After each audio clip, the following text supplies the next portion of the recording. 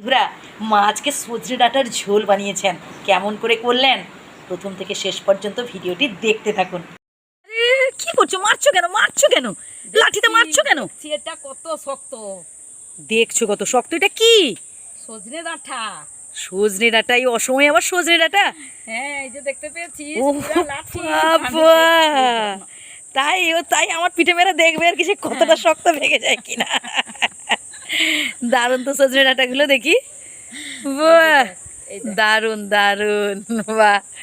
তো তাহলে কি আজকে সজনে ডাঁটা দিয়ে কিছু রান্না করবে মনে হয়? হ্যাঁ হ্যাঁ হ্যাঁ, ডাঁটাগুলো ঠিক এইভাবে কেটে নিয়েছি এবং চারপাশে কিভাবে আমি তার আঁশগুলো ছেলে নিয়েছি আপনারা দেখুন। ছাড়িয়ে নিয়েছি ভালোভাবে, ধুয়ে নিয়ে আমি রান্নাঘরে চলে এসেছি। এরপর আমি কড়া বসিয়ে দিয়েছি, কড়া গরম হচ্ছে। এরপর আমি মাছে লবণ এবং হলুদ ভালো করে মাখিয়ে নেব। কড়া গরম হয়ে গেছে, আমি পরিমাণ মতো তেল দিয়ে দিলাম।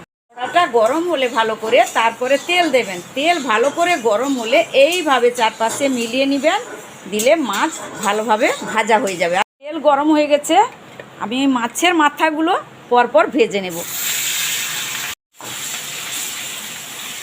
ভাজা হচ্ছে, তার সাথে আমি যে সজনে ডাঁটা নিয়েছিলাম একটু লবণ দিয়ে মাখিয়ে নেব। ভাজা হয়ে গেছে, ডাঁটাগুলো লবণ মাখিয়ে রেখেছিলাম, ভেজে নেব।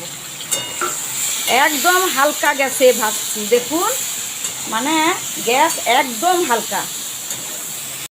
অসময়ের জিনিস না, খেতে খুব ভালো লাগে, বলো মা? হ্যাঁ, সজনে ডাঁটাগুলো এগুলো খুব হালকা গ্যাসে একে ধরে ধরে ভাজতে হবে, না হলে বেশি গ্যাস দিলে হবে না। এগুলো অসময়ের জিনিস না, এগুলো মানে খুব ঠান্ডা মাথায় এগুলো করতে হবে, তাড়াহুড়া করলে কিন্তু হবে না। কথা বলতে বলতে আমার সজনে ডাঁটাগুলো ভাজা হয়ে গেল।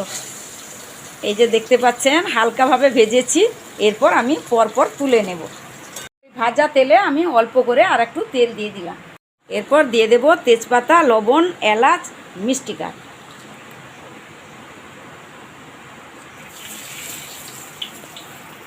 দেব পেঁয়াজ বাটা।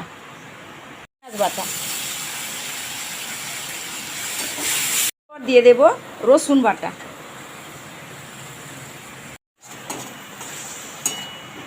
এরপর দিয়ে দিলাম টক দই,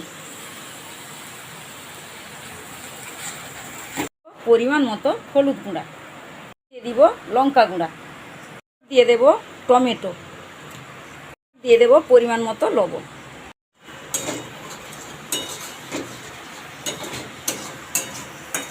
শুধুমাত্র সজনে ডাঁটা দিয়েই হচ্ছে, সজনে ডাঁটা আর মাছ দিয়ে হচ্ছে, মানে এতে কিন্তু মা অন্য কোনো সবজি নেননি না, মানে রান্নাটা তুমি কোথা থেকে শিখেছো মা?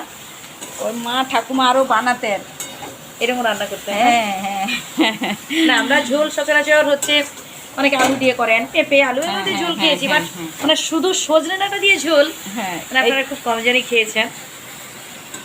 আমি বলেছিলাম না যে আগেকার দিনের রান্না আমি তুলে ধরবো, তাই তুলে ধরছি। তো আর আপনারা কিভাবে হচ্ছে এই সজনে ডাঁটা ঝোল খান অবশ্যই কমেন্ট করে জানাবেন। মশলাগুলো ভালো করে কষে নিয়েছি, দেখুন তেল ছেড়ে গেছে। এবারে আমি ওই সজনে ডাঁটাগুলো দিয়ে দেব, এর সঙ্গে ভালো করে আমি কষে নেব এটাকে।